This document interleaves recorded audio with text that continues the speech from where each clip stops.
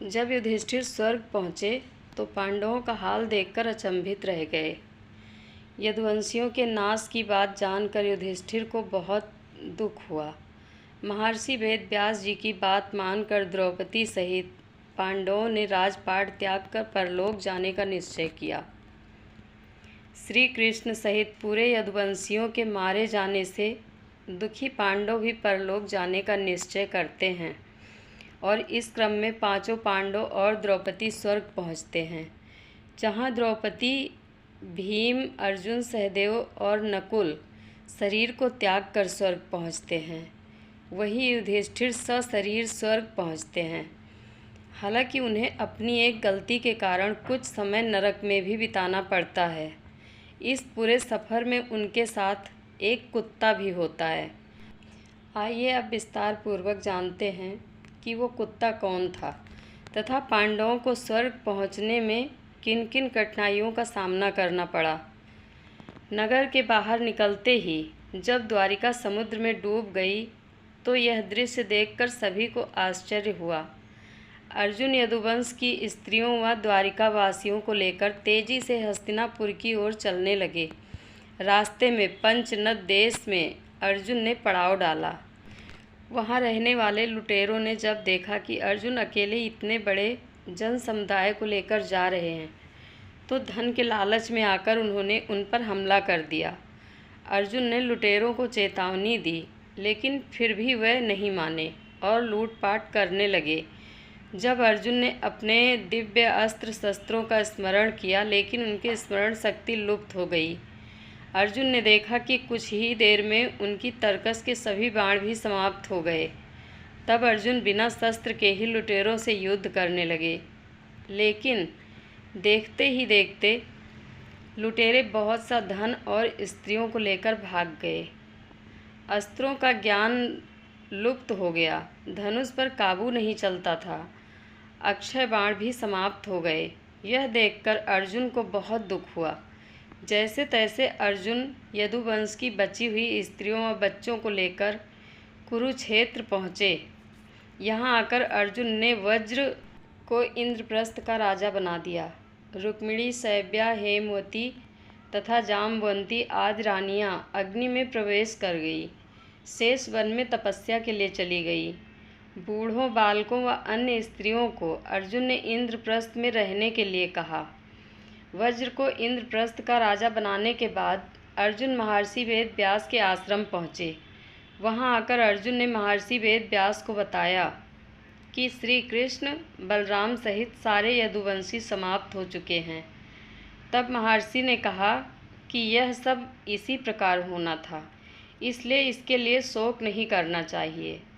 तब अर्जुन ने यह भी बताया कि किस प्रकार साधारण लुटेरे उनके सामने यदुवंश की स्त्रियों को हर कर ले गए और वे कुछ भी ना कर सके। अर्जुन की बात सुनकर महर्षि वेदव्यास ने कहा कि वह दिव्य अस्त्र जिस उद्देश्य से तुमने प्राप्त किए थे वह पूरा हो गया, अतः वह पुनः अपने स्थानों पर चले गए हैं। महर्षि ने अर्जुन से यह भी कहा कि तुम लोगों ने अपना कर्तव्य पूर्ण कर लिया है, अतः अब तुम्हारे परलोक गमन का समय आ गया है और यही तुम्हारे लिए श्रेष्ठ भी है। महर्षि वेदव्यास जी की बात सुनकर अर्जुन उनकी आज्ञा से हस्तिनापुर आए और उन्होंने पूरी बात महाराज युधिष्ठिर को बता दी। यदुवंशियों के नाश की बात जानकर युधिष्ठिर को बहुत दुख हुआ।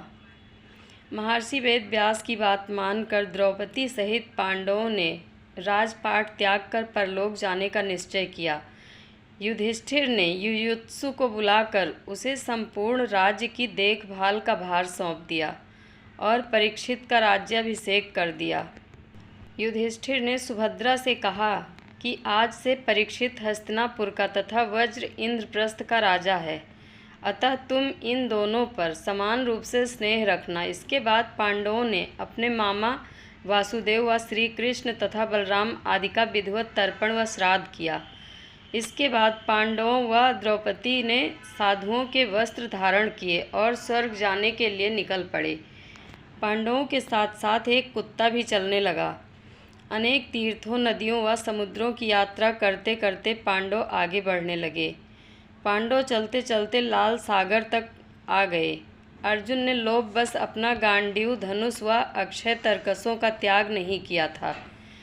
तभी वहाँ अग्निदेव उपस्थित हुए और उन्होंने अर्जुन से गांडीव और अक्षय तरकसों का त्याग करने के लिए कहा। अर्जुन ने ऐसा ही किया। पांडवों ने पृथ्वी की परिक्रमा पूरी करने की इच्छा से उत्तर दिशा की ओर यात्रा की। यात्रा करते करते पांडव हिमालय तक पहुँच गए। हिमालय लांघकर पांडव आगे बढ़े तो उन्हें बालू का समुद्र दिखाई पड़ा। इसके बाद उन्होंने सुमेरु पर्वत के दर्शन किए। पांचों पांडव, द्रौपदी व कुत्ता तेजी से आगे बढ़ने लगे। तभी द्रौपदी लड़खड़ाकर गिर पड़ी। द्रौपदी को गिरा देख भीम ने युधिष्ठिर से कहा कि द्रौपदी ने कभी कोई पाप नहीं किया, तो फिर क्या कारण है कि वह नीचे गिर पड़ी।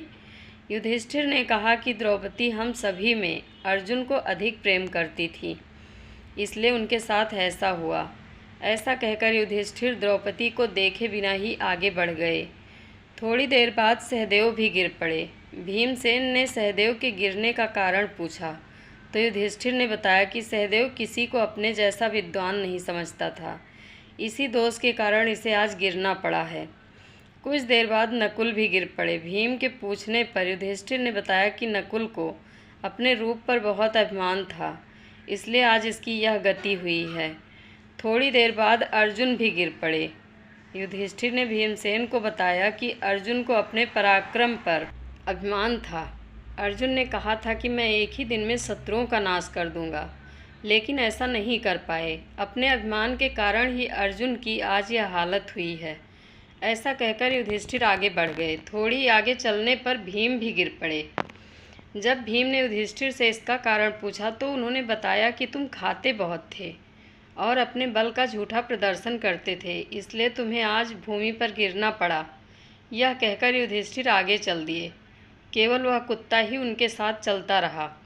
युधिष्ठिर कुछ ही दूर चले थे कि उन्हें स्वर्ग ले जाने के लिए स्वयं देवराज इंद्र अपना रथ लेकर आ गए। तब युधिष्ठिर ने इंद्र से कहा कि मेरे भाई और द्रौपदी मार्ग में ही गिर पड़े हैं, वह भी हमारे साथ चलें, ऐसी व्यवस्था कीजिए। तब इंद्र ने कहा कि वह सभी पहले ही स्वर्ग पहुंच चुके हैं, वह शरीर त्याग कर स्वर्ग पहुँचे हैं और आप सब शरीर स्वर्ग में जाएंगे। इंद्र की बात सुनकर युधिष्ठिर ने कहा कि यह कुत्ता मेरा परम भक्त है, इसलिए इसे भी मेरे साथ स्वर्ग जाने की आज्ञा दीजिए। लेकिन इंद्र ने ऐसा करने से मना कर दिया।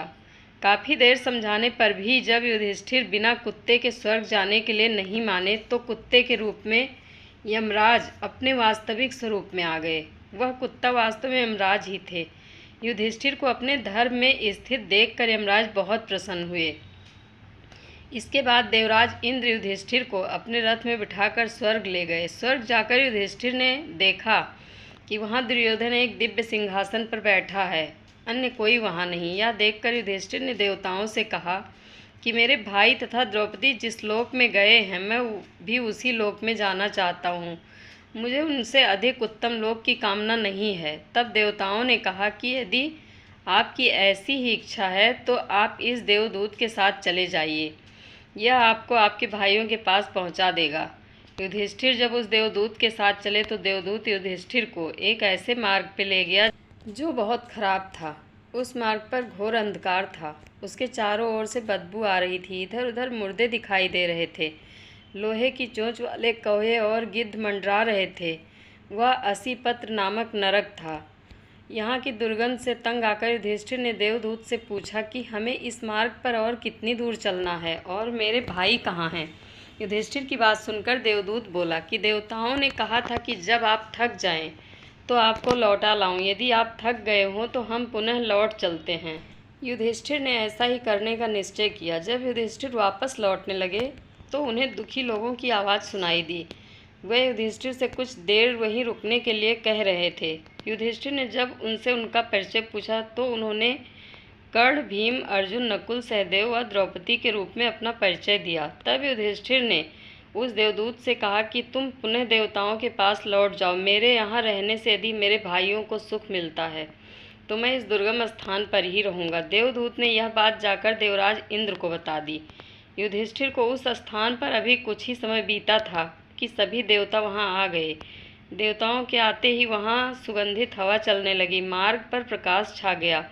तब देवराज इंद्र ने युधिष्ठिर को बताया कि तुमने अश्वत्थामा के मरने के बाद कहकर छल से द्रोणाचार्य को उनके पुत्र की मृत्यु का विश्वास दिलाया था।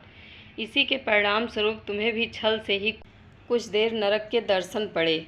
अब तुम मेरे साथ स्वर्ग चलो, वहाँ तुम्हारे भाई व अन्य वीर पहले से ही पहुँच गए हैं। देवराज इंद्र के कहने पर युधिष्ठिर ने देव नदी गंगा में स्नान किया।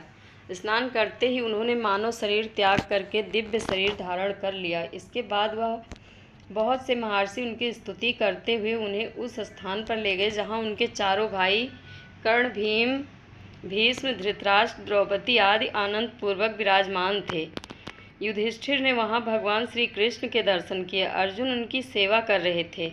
युधिष्ठिर को आया देख श्री कृष्ण व अर्जुन ने उनका स्वागत किया। युधिष्ठिर ने देखा कि भीम पहले की तरह शरीर धारण किए वायु देवता के पास बैठे हैं। कर्ण को सूर्य के समान स्वरूप धारण किए बैठे देखा। नकुल व सहदेव अश्विन कुमारों के साथ बैठे हैं। देवराज इंद्र ने युधिष्ठिर को बताया कि ये जो साक्षात भगवती देवी दिखाई दे रही हैं, इनके अंश से ही द्रौपदी का जन्म हुआ था। इसके बाद इंद्र ने महाभारत युद्ध में मारे गए सभी वीरों के बारे में युधिष्ठिर को विस्तार पूर्वक बताया। इस प्रकार युधिष्ठिर अपने भाइयों व अन्य संबंधियों को वहां देखकर बहुत प्रसन्न हुए। धन्यवाद।